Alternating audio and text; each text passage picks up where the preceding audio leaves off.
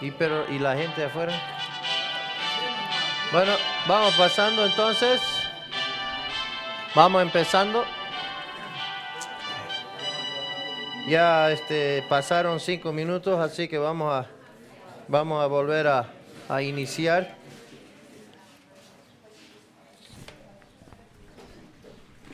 Pediremos la ayuda del Señor. Padre, te damos muchas gracias porque nos has tenido aquí bien en este lugar tan bonito. Te damos gracias por esta iglesia, Peniel, que ha sido muy hospitalario, proveyendo todas nuestras necesidades físicas. Y Padre, te damos gracias porque hemos podido abrir tu palabra y en este tiempo estar creciendo, Señor, en cuanto al conocimiento más. Y Padre, pedimos ahora en este momento la ayuda del Espíritu Santo, Señor, que sea Él el quien esté enseñándonos, porque lo pedimos en nombre de nuestro Señor Jesucristo. Amén. Muy bien. Entonces, tenemos ahora la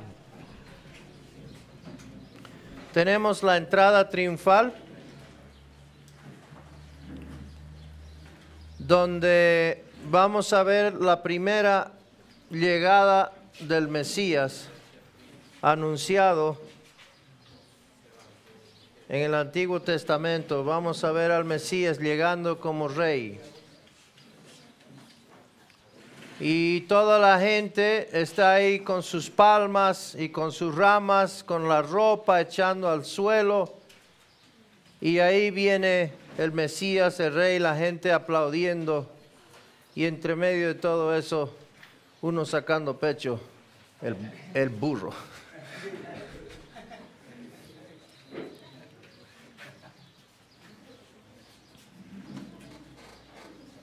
Entonces, tengo que iniciarlo aquí. Muy bien.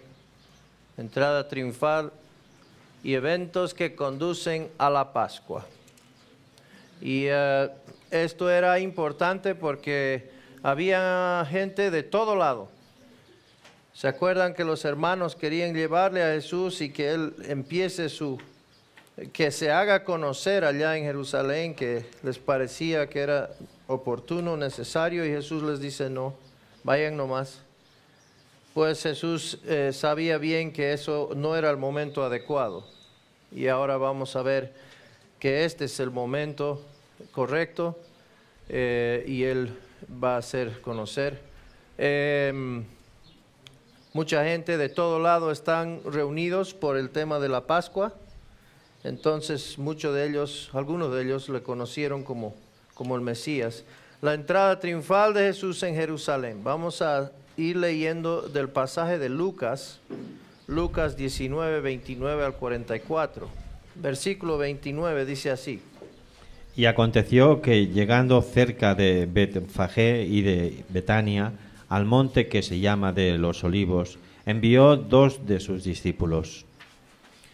Jesús envió a 2 de sus discípulos, apostelo. La palabra apostelo significa enviar a alguien para un propósito específico e implica ir con la autoridad del quien lo envió.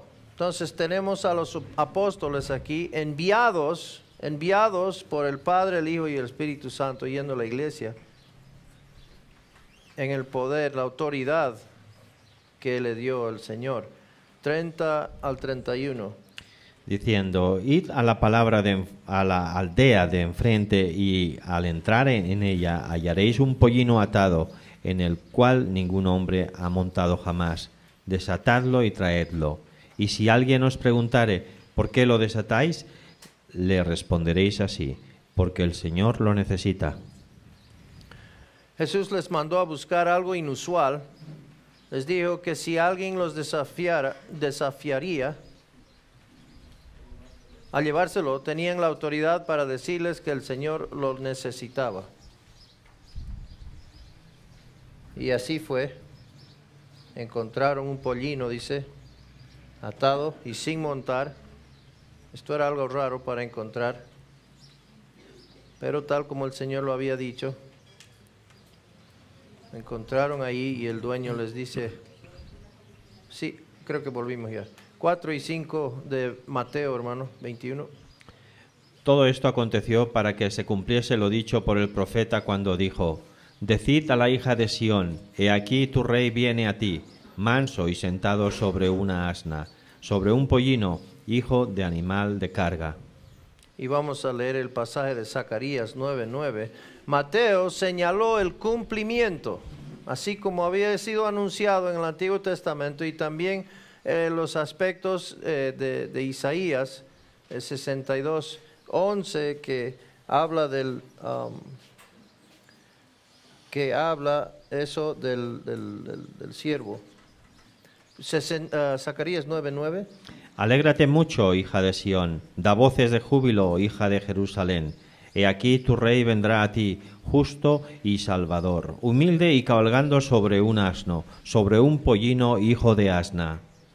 Tal cual como había sido anunciado, en cumplimiento de eso. 32 al 34 de Lucas 19. Fueron los que habían sido enviados y hallaron como les dijo.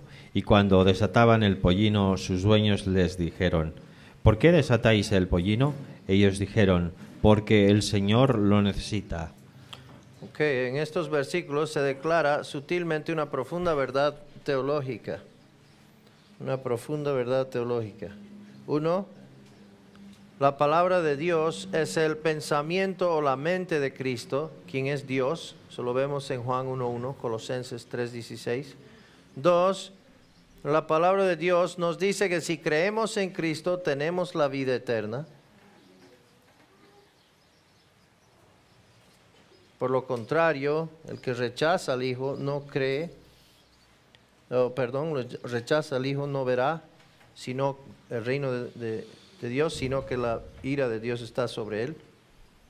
Y en sí eso es el tema de que la gente no va a ir al infierno por su pecado, porque el pecado, el problema del pecado ha sido solucionado.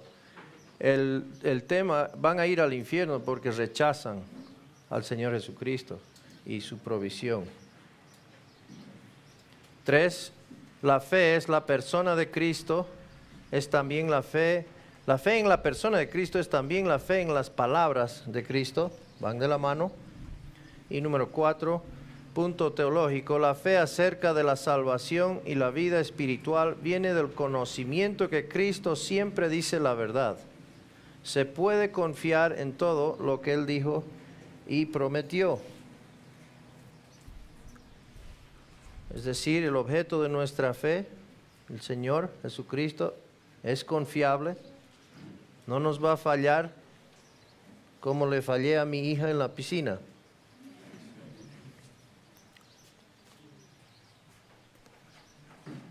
Aquí vemos un mapa. Gracias.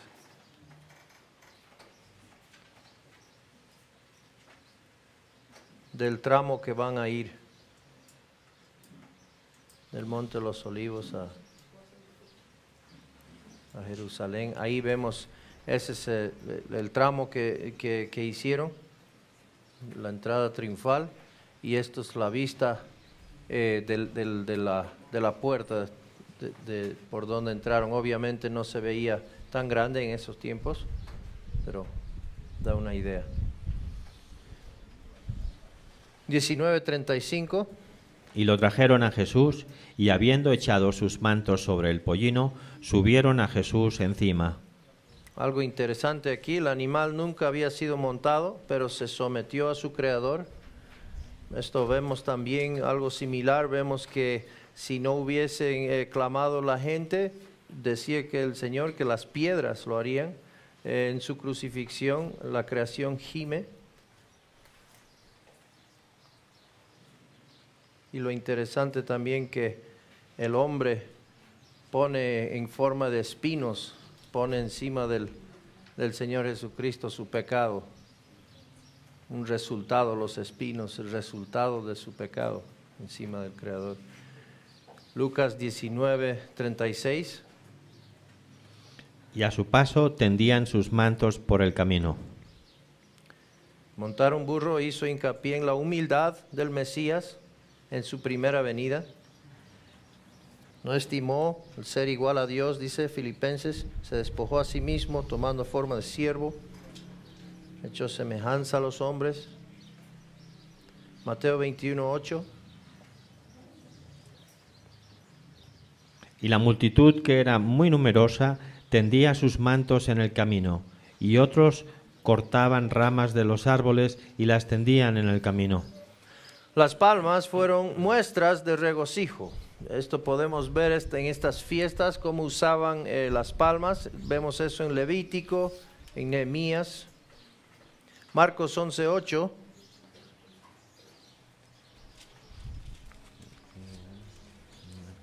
La Pascua era un tiempo de regocijo y usaban ramas. 21:8. 11:8, perdón. 11:8. También muchos tendían sus mantos por el camino, y otros cortaban ramas de los árboles y las tendían por el camino. Los judíos utilizaban ramas de palma para las celebraciones de victoria. Juan 12:3. 12:13, ¿no? 12:13, sí. Tomaron ramas de palmeras y salieron a recibirle, y clamaban: Hosana, bendito el que viene en el nombre del Señor, el Rey de Israel. La multitud, fácilmente influenciada, usó palmas en un intento equivocado de resolver sus problemas políticos, porque ellos buscaban un Mesías gobernante, no buscaban el sufriente siervo de Dios, que vemos en Isaías 52 y 53. 19:37 de Lucas. Cuando llegaban ya cerca de la bajada del monte de los Olivos, toda la multitud de los discípulos, gozándose, comenzó a alabar a Dios a grandes voces por todas las maravillas que habían visto. Entonces vemos a dos grupos. ¿Salte? Este tiene mente propia. Dos grupos de personas estaban en la multitud, los peregrinos que habían viajado a la fiesta de la Pascua y los habitantes de Jerusalén. El Señor, como decía antes, el Señor había llegado en un momento perfecto, todo estaba de acuerdo a lo establecido, a lo previamente escrito, momento y lugar correcto. 21:9 de Mateo.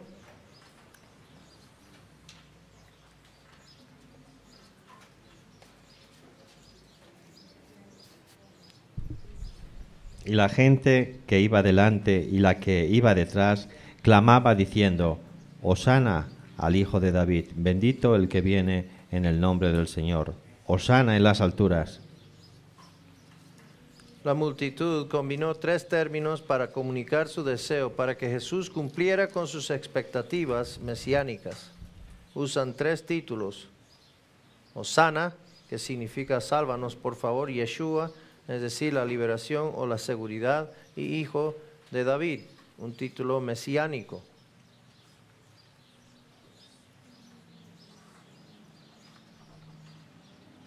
(19:38) Lucas. Diciendo: bendito el Rey que viene en el nombre del Señor, paz en el cielo y gloria en las alturas. Venir en el nombre del Señor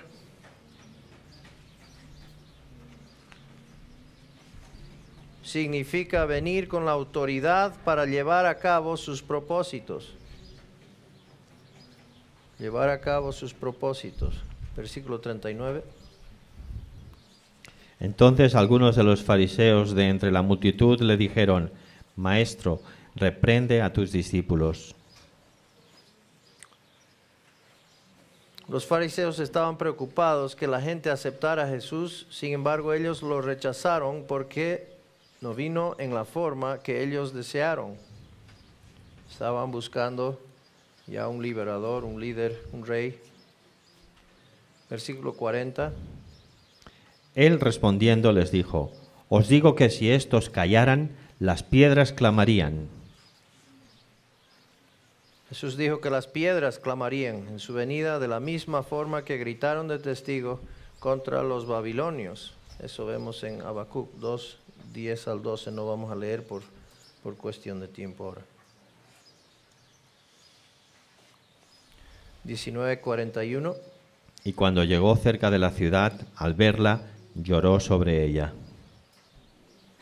Vemos ciertos lugares que Jesús lloró y este es uno de ellos. Jesús lloró sobre Jerusalén a causa de su falta de fe, tanto como Jeremías había llorado por ellos hace 600 años, y todo el libro de Lamentaciones trata de la destrucción y está escribiendo ahí un lamento. 19:42 a 44. Diciendo: oh, si también tú conocieses a lo menos este tu día, lo que es para tu paz, mas ahora está encubierto de tus ojos. Porque vendrán días sobre ti cuando tus enemigos te rodearán con vallado y te sitiarán, y por todas partes te estrecharán, y te derribarán a tierra, y a tus hijos dentro de ti, y no dejarán en ti piedra sobre piedra, por cuanto no conociste el tiempo de tu visitación. Esto está hablando de más adelante, como los judíos no conocían a Jesús como el Mesías, él profetizó un juicio venidero que se cumplió en el año 70. El juicio de la ciudad, vemos siendo desolado. Muy bien, vamos a ver la segunda purificación del templo y la higuera marchita. Vamos a leer el pasaje de Marcos 11, de 12 al 26. Versículo 12 dice así. Al día siguiente, cuando salieron de Betania, tuvo hambre. Leeremos hasta el 14, hermano, por favor. Y viendo de lejos una higuera que tenía hojas, fue a ver si tal vez hallara en ella algo. Pero cuando llegó a ella, nada halló sino hojas, pues no era tiempo de higos. Entonces Jesús dijo a la higuera: nunca jamás coma nadie fruto de ti. Y lo oyeron sus discípulos. Entonces están de ida con Jesús y pasan en el camino, pasan por esta higuera y van a regresar al día siguiente por aquí, pero el Señor Jesús va a utilizar este acontecimiento para enseñarles. Versículo 12. El día después de la entrada triunfal, Jesús regresó a Jerusalén después de haber estado con sus amigos en Betania. Sus amigos en Betania. 13. En Israel las cosechas de higos era como en junio y agosto. Alrededor de marzo aparecieron los subdesarrollados higos y las hojas. Entonces, generalmente si uno veía hojas, quería decir que ya habría algo de higos y tal vez en el tiempo de marzo ya habrían algunos, aunque no totalmente maduros, ya se podía tal vez comer. 14. Por el bien de los discípulos Jesús maldijo la higuera. Más tarde él lo usaría para enseñarles una lección importante. Entonces al acercarse al árbol vieron que habían hojas y parecía que había fruto, pero vieron al llegar más cerca se dieron cuenta que no había fruto. Entonces ahí es donde el Señor lo maldice. Vamos 15 al 19. Vinieron pues a Jerusalén, y entrando Jesús en el templo, comenzó a echar fuera a los que vendían y compraban en el templo, y volcó las mesas de los cambistas y las sillas de los que vendían palomas, y no consentía que nadie atravesase el templo llevando utensilio alguno, y les enseñaba diciendo: ¿no está escrito: mi casa será llamada casa de oración para todas las naciones? Mas vosotros la habéis hecho cueva de ladrones. Y lo oyeron los escribas y los principales sacerdotes y buscaban cómo matarle, pero le tenían miedo por cuanto todo el pueblo estaba admirado de su doctrina. Pero al llegar la noche, Jesús salió de la ciudad. Muy bien. 15 y 16. Por segunda vez Jesús expulsó a los mercaderes del templo y volcó las mesas de los cambistas. Esta vez impidió que la gente usara el patio del templo como un acceso directo para llevar su mercancía a otra parte de la ciudad. Esto en realidad dolió a los líderes religiosos más que nadie. Ellos habían permitido que esto sucediera, posiblemente por intereses propios. 17. El templo se suponía que era un lugar oculto, de culto, perdón. Estamos cambiando. Lamentablemente los líderes religiosos lo habían convertido en un mercado de robo. Y esto es lo que estaba pasando en Isaías y en Jeremías. Ahí vemos entonces lo que pasaba y muchas veces se utilizaba el patio, no sé si se ve la raya roja ahí, pero muchas veces se utilizaba el patio del templo para acortar camino. Pero ahí es donde estaba sucediendo todo esto de los mercaderes. 18 y 19 dice, el complot para matar a Jesús se intensificaba a medida que los líderes religiosos temían cada vez más de su influencia sobre la responsiva multitud. Entonces era por la manera en que la multitud realmente estaba expectante de lo que iba a ocurrir. Estamos en la Pascua. Juan el Bautista había anunciado que venía uno. Entonces la gente está expectante y los líderes religiosos pues no se animan, no se atreven a ir en contra de este mover. No saben cómo hacerlo, pero quieren deshacerse. Ya pasó el tiempo de observación y ya quieren tomar ya, hacer ya a un lado, como sea el Señor Jesús. 20 y 21. Y pasando por la mañana, vieron que la higuera se había secado desde las raíces. Entonces Pedro, acordándose, le dijo, Maestro, mira, la higuera que maldijiste se ha secado. Al día siguiente, entonces, cuando volvieron, Pedro señaló la higuera que Jesús había maldecido. Se había secado desde las raíces, no desde las hojas, sino desde las raíces. Mateo, hermano, 21, 19 y 20. Y viendo una higuera cerca del camino, vino a ella, y no halló nada en ella, sino hojas solamente. Y le dijo, nunca jamás nazca de ti fruto. Y luego se secó la higuera. Viendo esto los discípulos decían maravillados, ¿cómo es que se secó enseguida la higuera? El relato de Mateo es diferente al de Marcos, pero sin contradicciones. La tendencia de Mateo fue resumir los acontecimientos.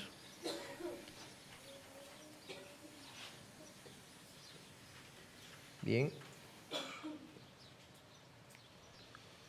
Aquí es lo que vemos que el viaje de Betania a Jerusalén. Versículo 22. Respondiendo Jesús les dijo, tened fe en Dios. En lugar de explicar el significado de la higuera marchita, Jesús enseñó el principio de la fe en el carácter de Dios. Una vez más, el objeto de la fe es lo que vale como el fundamento de toda oración.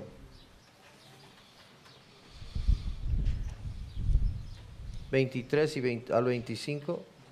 Porque de cierto os digo que cualquiera que dijere a este monte, quítate y échate en el mar, y no dudare en su corazón, si creyere que será hecho lo que dice, lo que diga será hecho. Por tanto os digo que todo lo que pidiereis orando, creed que lo recibiréis y os vendrá. Y cuando estéis orando, perdonad si tenéis algo contra alguno, para que también vuestro Padre que está en los cielos os perdone a vosotros vuestras ofensas. Jesús usa la hipérbole, una exageración intencional, para enfatizar la importancia de tener fe. La nación de Israel no estaba poniendo la fe en Dios.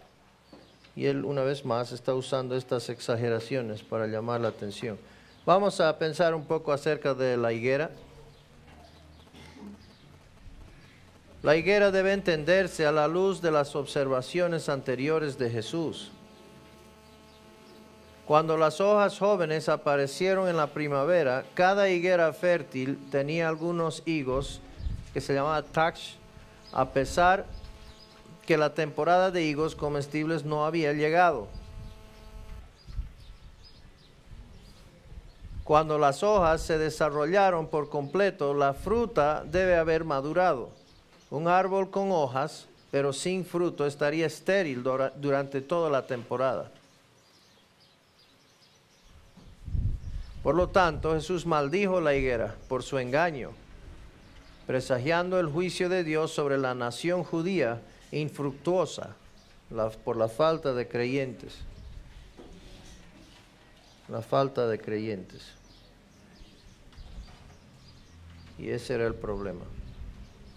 La higuera representa la nación de Israel. La higuera llena de hojas parecía gozar de buena salud, pero en realidad no dio fruto.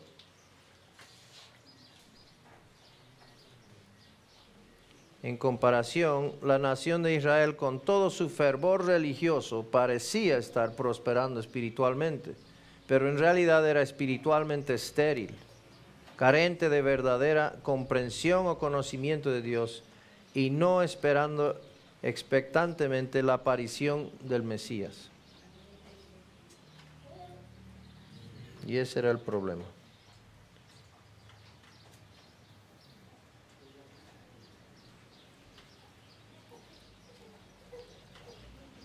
El registro de Juan de la enseñanza pública de Jesús. Vámonos a Juan 12. Y aquí vemos a Andrés, está trayendo una vez más a alguien, al Señor Jesús. Siempre que vemos a Andrés, está trayendo a alguien.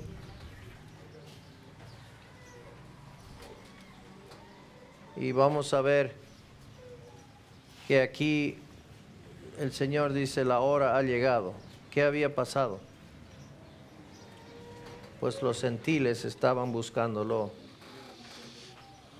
12:20, hermano.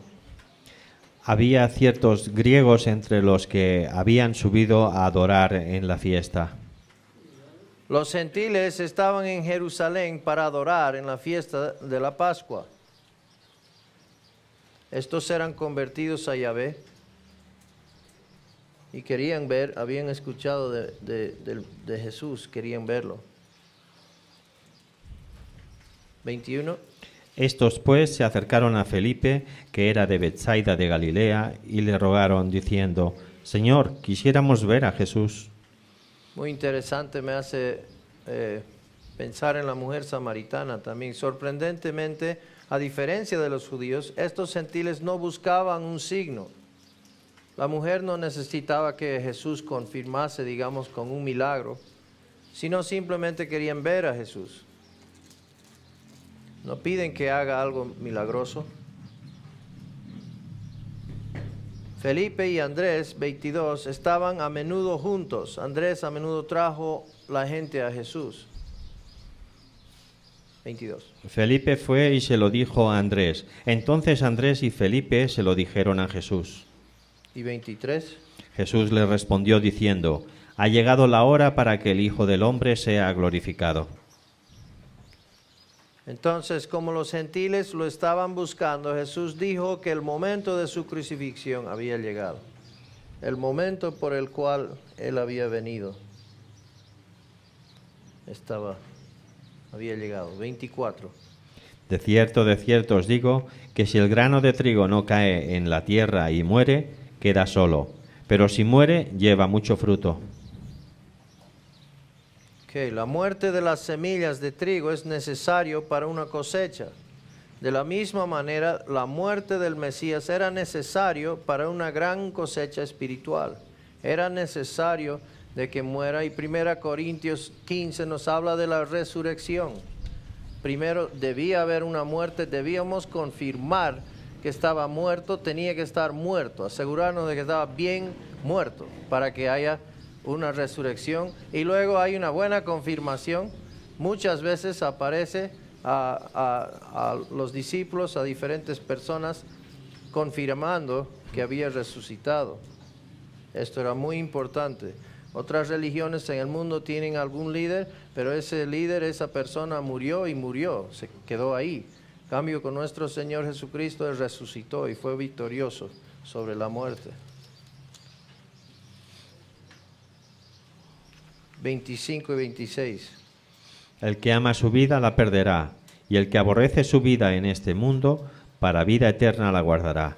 Si alguno me sirve, sígame, y donde yo estuviere, allí también estará mi servidor. Si alguno me sirviere, mi Padre le honrará. Muy bien. Perder la vida en el servicio a Cristo requiere la muerte a uno mismo con el fin de glorificar al Padre.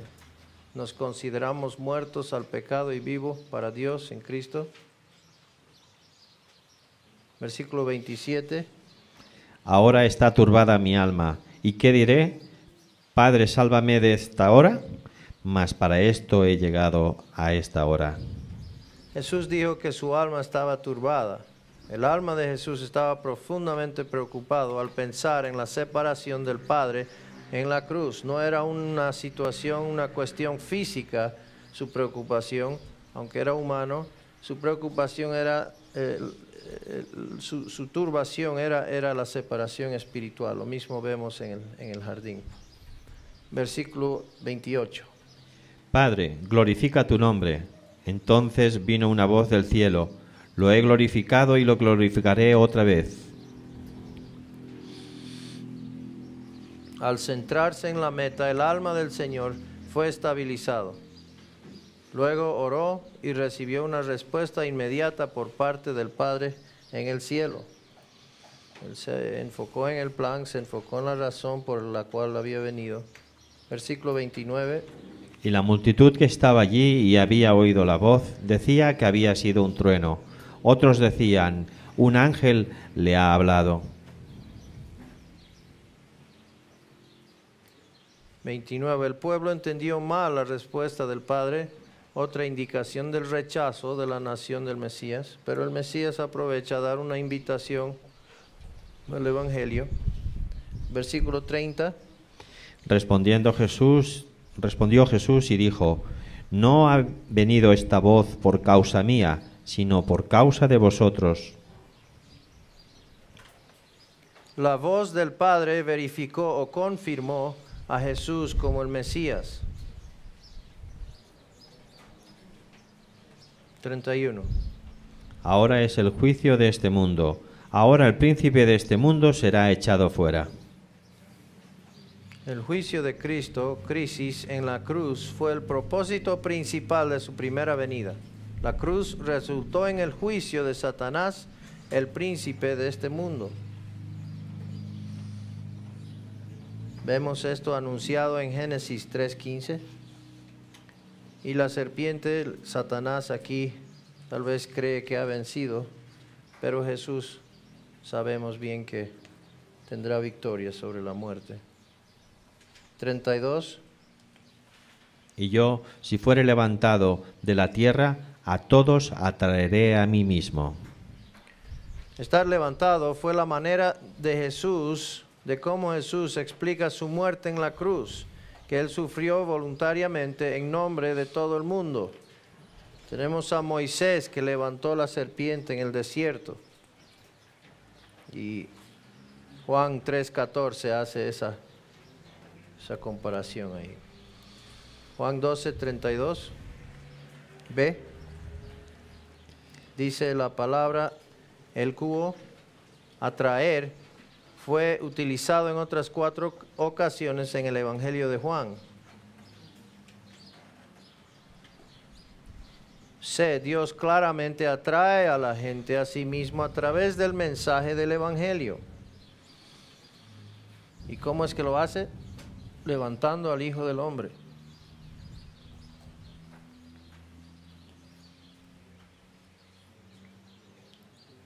(33) Y decía esto dando a entender de qué muerte iba a morir.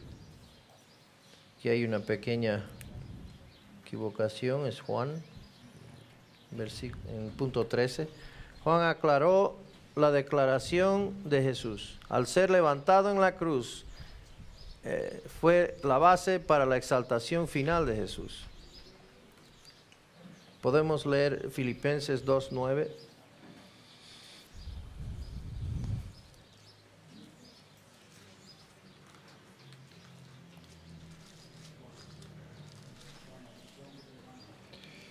Por lo cual Dios también le exaltó hasta lo sumo y le dio un nombre que es sobre todo nombre. Entonces fue Dios que lo exaltó. 34. Le respondió la gente: nosotros hemos oído de la ley que el Cristo permanece para siempre. ¿Cómo pues dices tú que es necesario que el Hijo del Hombre sea levantado? ¿Quién es este Hijo del Hombre? Ellos siguen tratando de entenderlo a su manera. La gente no entendía el significado del siervo sufriente de Isaías 53. Se negaron a creer que Jesús podía ser el Mesías y al mismo tiempo predecir su propia muerte. Predecir su propia muerte. Estos se acuerdan los picos de montaña, lo cual desde el punto de vista de ellos veían lo que iba a acontecer. 35. Entonces Jesús les dijo: aún por un poco está la luz entre vosotros, andad entre tanto que tenéis luz, para que no os sorprendan las tinieblas, porque el que anda en tinieblas no sabe a dónde va. Esto me hace recuerdo a una vez, me gusta bastante pasear en moto. Y un sueño que teníamos con un amigo de colegio era de que algún día recorreríamos al menos todo Norte y Sudamérica en moto. Pero él ahora tiene su pequeño negocio de turismo, entonces de vez en cuando viene un grupo grande, me pide si puedo ayudarle. Y claro, hago el esfuerzo, ¿no?, de ayudarle. Y entonces entre los dos podemos llevar al grupo a pasear por Bolivia, conocer Bolivia, ¿no? Este grupo venía de Nueva Zelanda y era un grupo, creo, de 10 personas o algo así. Entonces cada uno de los señores estos tenía una motocicleta para pasear. Bueno, sucede que uno de los días salimos creo que estábamos en los Yungas y estábamos haciendo el famoso Camino de la Muerte, lo que llaman, y bueno, era el tramo anterior. Bueno, no me acuerdo, pero la cosa fue que una de las motos se nos arruinó. No, había una moto que se arruinó, pero también había un bloqueo, una trancadera. Entonces no pudimos avanzar a la misma a la misma velocidad que habíamos planificado. Íbamos a llegar en 4 horas y tranquilamente en la luz del día, pero sucede que con todo lo que pasó, terminamos viajando de noche. Y pues sucede que 3 de las motos no tenían luz. Entonces varios de ellos se fueron para adelante y dejaron a uno que era un ingeniero de sistemas que no había montado mucho en motocicleta. Se quedó en la oscuridad y nadie se dio cuenta en sí, solo se fueron para adelante y siguieron el camino, pero por fin uno se dio cuenta que no venía por atrás, entonces se dio la vuelta y volvió y el caballero estaba, ya había entrado en shock, ¿no? Era totalmente oscuro, no había mucho tráfico, prácticamente nada ahora en ese camino. Y claro, él viene de afuera y no conoce prácticamente camino de tierra, ¿no?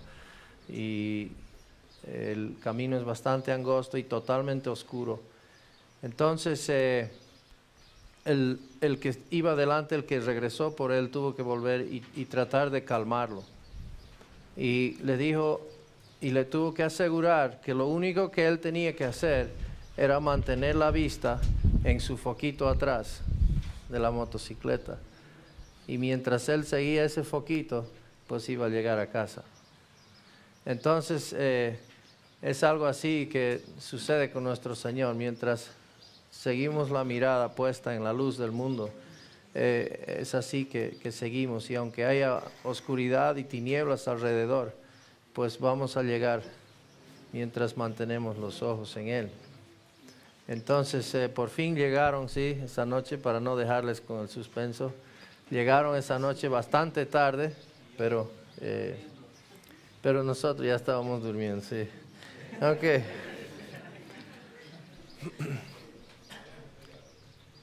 Versículo 36.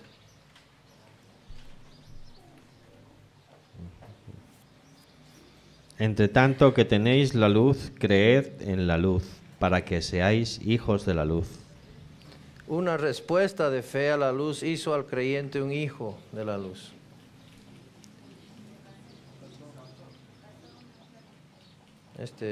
Ya quiere irse a almorzar o algo, no sé. 36 y 37, hermano. Estas cosas habló, faltaba del 36. Estas Sí. cosas habló Jesús y se fue y se ocultó de ellos.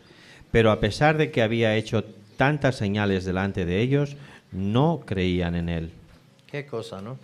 A pesar de la enorme cantidad de milagros que demostró que Jesús era el Mesías, los judíos se negaron a creer así, que Él fue secretamente.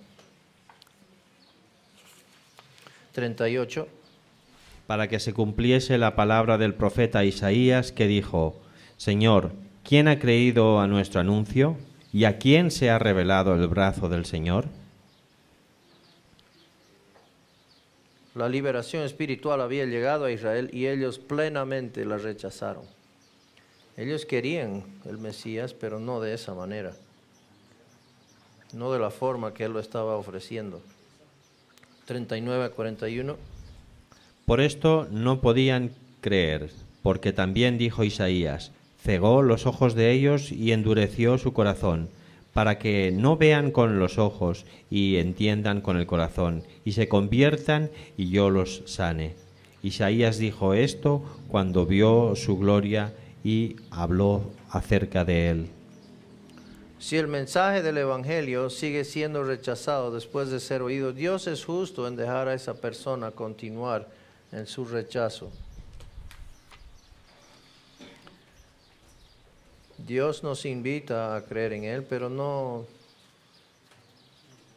está forzando a nadie. Uno puede rechazarlo. Acuérdense que está buscando adoradores. Versículo 40 de Juan. 40. Ya lo leímos, Lo ¿no? leímos, sí. Después de suficiente rechazo de la verdad, Dios le suelta a esa persona a su propia decisión en contra la suya. El faraón del Éxodo es un ejemplo. Primero él endureció su corazón 6 veces y luego Dios endureció su corazón. 41. Isaías dijo esto cuando vio su gloria y habló acerca de él. Isaías veía el futuro rechazo del Mesías.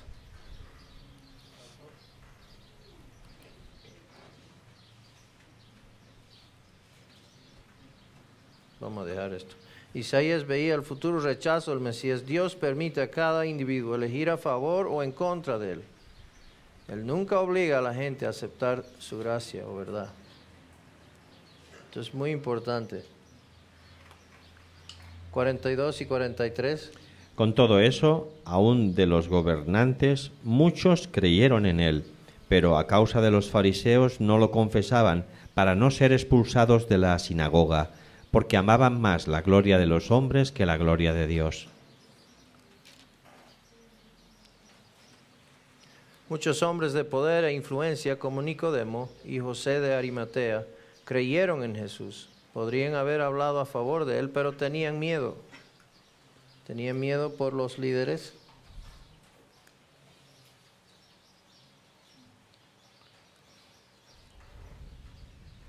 Ellos creyeron posiblemente por la conexión o el milagro de Lázaro. 44 a 45. Jesús clamó y dijo: El que cree en mí no cree en mí, sino en el que me envió. Y el que me ve, ve al que me envió. Jesús hizo hincapié en la unidad entre el Padre y el Hijo. Creer en Jesús es creer en Dios. La misma enseñanza vemos en Juan 5.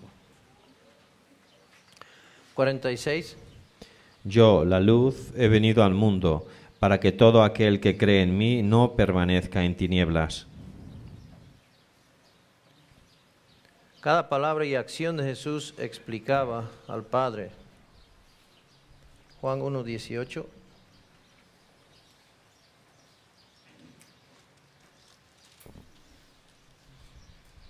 A Dios nadie le ha visto jamás. El unigénito Hijo que está en el seno del Padre, Él le ha dado a conocer. 47 y 48. Al que oye mis palabras y no las guarda, yo no le juzgo, porque no he venido a juzgar al mundo, sino a salvar al mundo. El que me rechaza y no recibe mis palabras, tiene quien le juzgue. La palabra que he hablado, ella le juzgará en el día postrero. Jesús enfatizó el propósito de la gracia de la primera venida, pero señaló que los que rechazaron la verdad enfrentan juicio. Enfrentan juicio una vez más por haberles rechazado. Esa oferta de gracia es para todos, pero solamente se hace concreto y realidad efectivo cuando cree. 49 al 50. Porque yo no he hablado por mi propia cuenta. El Padre que me envió, Él me dio mandamiento de lo que he de decir y de lo que he de hablar. Y sé que su mandamiento es vida eterna. Así pues, lo que yo hablo, lo hablo como el Padre me lo ha dicho. Jesús siempre afirmó que su mensaje era del Padre, que lo envió y que tenía completa autoridad divina. Completa autoridad divina. Ahora vamos a ver un poco acerca del rechazo de la luz. El mensaje de Jesús constantemente iba de la mano con su mensaje del Padre, desafiándoles a responder. Mientras más luz mostraba a Cristo, mayor animosidad se desarrollaba, especialmente entre los líderes religiosos. Y no es verdad que mientras más uno va aclarando el Evangelio, muchas veces se polariza. Y hay aquellos que realmente rechazan. El rechazo de Israel hacia su Mesías resultó en la crucifixión, a través de la cual Dios proveyó la salvación para el mundo entero. Esto era la forma que Dios iba a ser el justo y el que justifica. Dios utilizó esto. No fueron ellos que le crucificaron, sino fue Él que fue a la cruz por nosotros.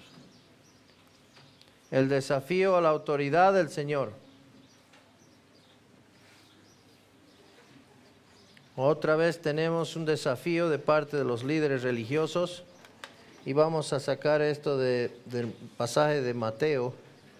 Vamos a leer Mateo 21, 23. Cuando vino al templo, los principales sacerdotes y los ancianos del pueblo se acercaron a él mientras enseñaba y le dijeron: ¿con qué autoridad haces estas cosas? ¿Y quién te dio esta autoridad? Continuamente están cuestionando la autoridad del Señor. Los fariseos están tratando de hacerle caer y en vez caen ellos, quedan callados. Las preguntas de los líderes religiosos implicaban que no estaban de acuerdo con las acciones de Jesús, porque Él no tenía autoridad legítima. No les gustó el hecho que trate de limpiar los mercaderes del templo. ¿Con qué autoridad?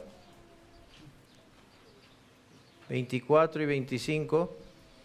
Respondiendo Jesús les dijo: yo también os haré una pregunta, y si me contestáis, también yo os diré con qué autoridad hago estas cosas. El bautismo de Juan, ¿de dónde era? ¿Del cielo o de los hombres? Ellos entonces discutían entre sí diciendo: si decimos del cielo, nos dirá: ¿Por qué? Pues no le creísteis. Que en lugar de responder a sus preguntas, Jesús los desafió.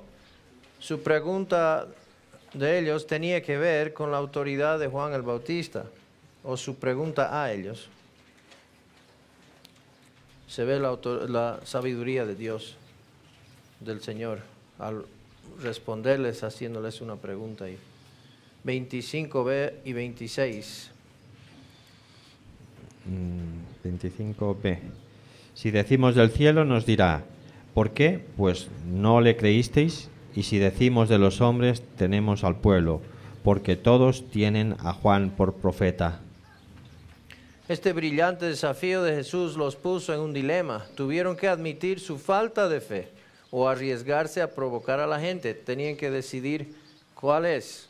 Si decimos que nos falta la fe, pues va a decir por qué no creyeron. Pero si por el otro lado arriesgamos provocar a la gente, entonces decidieron hacerse alopa. No sabemos. Debido a que se negaron a responder el desafío de Jesús, Él se negó a responder al suyo, lógicamente. 27. Y respondiendo a Jesús dijeron, no sabemos. Y Él también les dijo, tampoco yo os digo con qué autoridad hago estas cosas. Bueno, no me responden a mí, yo tampoco al suyo. 28 al 31. Pero, ¿qué os parece? Un hombre tenía 2 hijos y acercándose el primero le dijo, Hijo, ve hoy a trabajar a mi viña. Respondiendo él, dijo, no quiero, pero después arrepentido fue. Y acercándose al otro, le dijo de la misma manera, y respondiendo él, dijo, sí, Señor, voy, y no fue. ¿Cuál de los dos hizo la voluntad de su padre? Dijeron ellos, el primero. Jesús les dijo, de cierto os digo, que los publicanos y las rameras van delante de vosotros al reino de Dios. Eso tenía que doler. Jesús usó una parábola para ilustrar su rechazo, tanto del ministerio de Juan el Bautista como al suyo. Está usando esto para ilustrar su rechazo de parte de ellos. 32. Porque vino a vosotros Juan en camino de justicia y no le creísteis. Pero los publicanos y las rameras le creyeron. Y vosotros, viendo esto, no os arrepentisteis después para creerle. Jesús identificó el mensaje de Juan el Bautista como un mensaje de la justicia.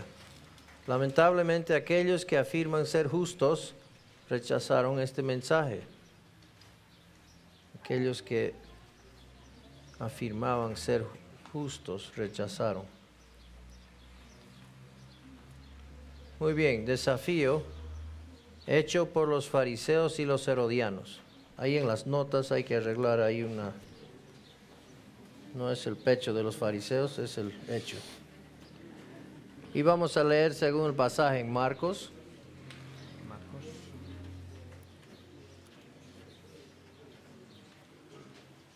Marcos 12, 13.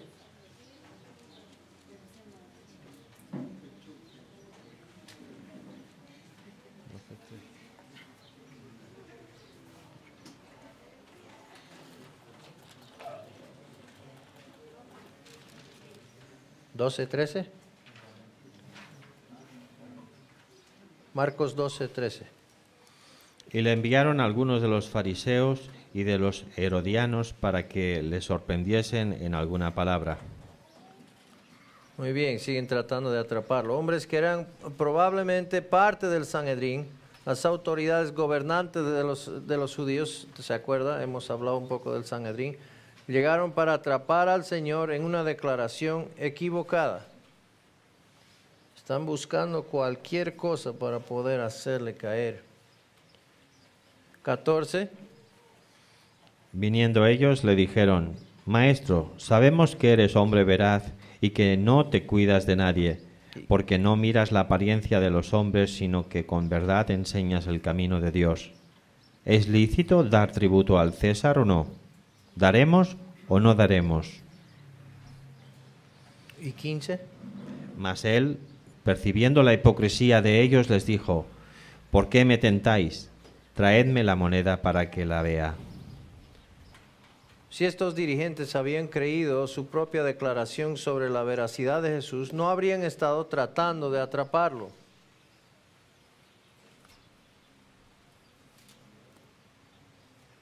(14 y 15) La cuestión fiscal era una pregunta teológica, declarado de una manera que obligaría a Jesús a negar su deber, ya sea a Dios o a César. Estaban queriendo hacerle caer y habían hecho el argumento para que él responda sí o no.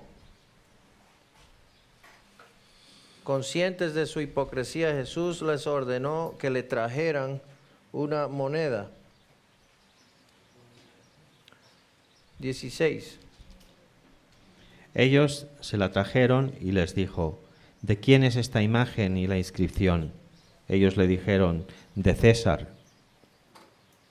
Bueno, le traen un denario y la moneda tenía un retrato de Tiberio en un lado y Pontifex Maximus, es decir, un sumo sacerdote, al otro lado. Aquí podemos ver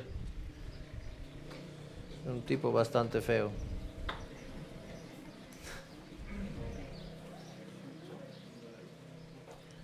(12:17) Respondiendo, Jesús les dijo: dad a César lo que es de César y a Dios lo que es de Dios.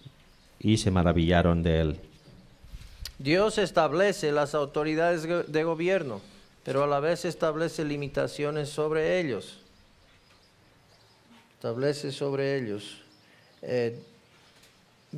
El creyente en Cristo está obligado a ser un ciudadano respetuoso de la ley. Esto lo vemos en Romanos 13, 1 al 7, 1 Pedro 2. Sin embargo, si un gobierno hace demandas que contradicen los mandamientos de la Biblia, la obligación del creyente es seguir la de Dios. Esto vemos en Daniel. Daniel bien sabía que no debía orar a otro más que al rey, y él claramente sube a su habitación y abre las ventanas y está orando al Señor.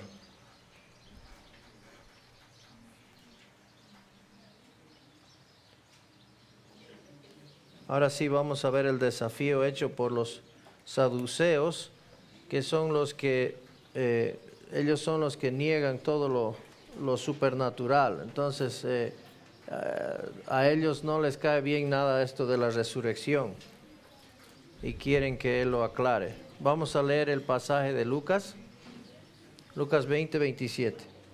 Llegando entonces algunos de los saduceos, los cuales niegan haber resurrección, le preguntaron. Los saduceos aceptaron solo aquellas partes de la palabra de Dios con las que estaba de acuerdo con su falso sistema teológico. Ahora vamos a ver cómo el Señor Jesús les responde bajo su sistema, bajo su forma de pensar, como para que ellos entiendan.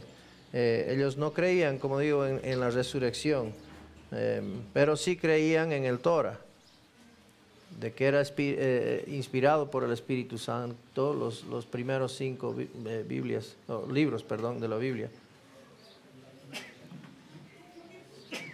28. Diciendo: Maestro, Moisés nos escribió: si el hermano de alguno muriere teniendo mujer y no le dejare hijos, que su hermano se case con ella y levante descendencia a su hermano.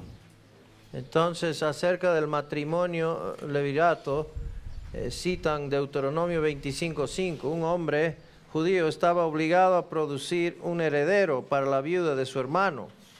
Los saduceos preguntaron a Jesús sobre esto para atraparlo en un error teológico. Le presentan un caso prácticamente que imposible que sucediera, pero como para hacerle caer. Vamos a ver cómo lo maneja. 29 al 33. Hubo pues 7 hermanos, y el primero tomó esposa y murió sin hijos. Y la tomó el segundo, el cual también murió sin hijos. La tomó el tercero, y así todos los 7, y murieron sin dejar descendencia. Finalmente murió también la mujer. En la resurrección, pues, ¿de cuál de ellos será mujer, ya que los 7 la tuvieron por mujer?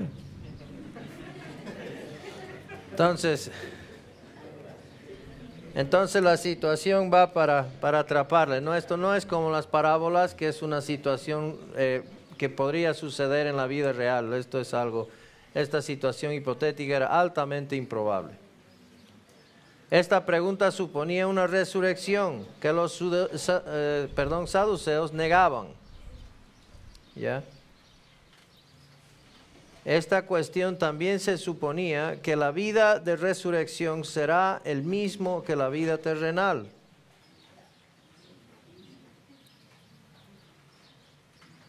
(29), hermano. Hubo pues 22, 29, ¿no? 22, 29, perdón, 22, 29. Yo pues os asigno un reino como mi Padre me lo asignó a mí. Muy bien, Jesús señaló la falta de comprensión de las Escrituras que tenían, lo que resultaba en una falta de comprensión de la omnipotencia de Dios. La omnipotencia de Dios. Incluso fue Abraham que entendía que Dios levantaría a su hijo de los muertos. 34 al 35. Entonces respondió Jesús, les dijo: los hijos de este siglo se casan y se dan en casamiento, mas los que fueren tenidos por dignos de alcanzar aquel siglo y la resurrección de entre los muertos, ni se casan ni se dan en casamiento. Muy bien, entonces va a proceder el Señor Jesús a contestarles bajo su sistema para que ellos puedan entender. Jesús contrastó el mundo actual con el siguiente, la eternidad. Bien. 36. Porque no pueden ya más morir, pues son iguales a los ángeles y son hijos de Dios, al ser hijos de la resurrección. Bueno, ya que nadie va a morir en el cielo, no habrá necesidad de ser fructíferos y multiplicarse. 37. Pero en cuanto a que los muertos han de resucitar, aún Moisés lo enseñó en el pasaje de la zarza cuando llama al Señor Dios de Abraham, Dios de Isaac y Dios de Jacob. Entonces Él va a volver a lo que ellos conocen. Jesús argumenta de una porción de la Escritura aceptado por los saduceos. 38. Porque Dios no es Dios de muertos, sino de vivos, pues para Él todos viven. Ahora, desde el punto de vista saduceo, Abraham, Isaac y Jacob eran extintos, pero Dios había dicho en esencia: yo soy ahora mismo el Dios de Abraham, de Isaac y de Jacob. Ellos creían que cuando uno moría dejaba de existir, pero sabemos que no es así. 39, 40. Respondiéndole alguno de los escribas, dijeron: Maestro, bien has dicho, y no osaron preguntarle nada más. Muy bien, a pesar que los escribas despreciaron a Jesús, disfrutaron de su refutación, del argumento de los saduceos. Estaban contentos por hacerles callar. Y el último, 22, 33. Mateo. De Mateo. Oyendo esto, la gente se admiraba de su doctrina. Wow, dice, la gente se sorprendió al escuchar los argumentos triunfos del Señor contra los líderes religiosos. Entonces vamos a tomar un descanso. 2 minutos. ¿Cuánto?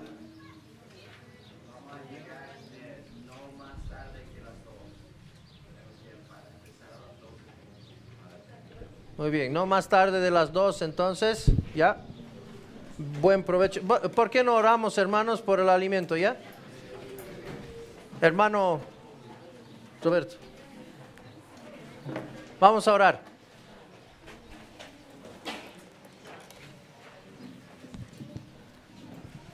Oramos. Señor, te agradecemos, Padre, por el tiempo determinado hasta aquí. Gracias te damos, Señor, por los alimentos preparados. Gracias por las hermanas que han hecho este sacrificio. Y, Señor, pedimos tu guía en el resto de esta tarde. En el precioso nombre de Cristo Jesús. Amén.